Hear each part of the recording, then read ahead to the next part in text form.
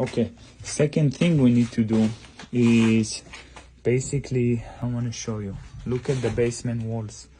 What's going on right now with the basement wall? Because of the water intrusion and because the soil got wet on the other side of the crawl space, look at the deterioration. The concrete is literally peeling. You see?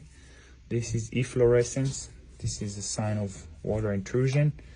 Look, it's literally peeling. I can scrape it with my finger. That's it. As well here. So what we need to do, we need to scrape off all those loose layers. We're going to apply negative side waterproofing in order to prevent from the wall to deteriorate.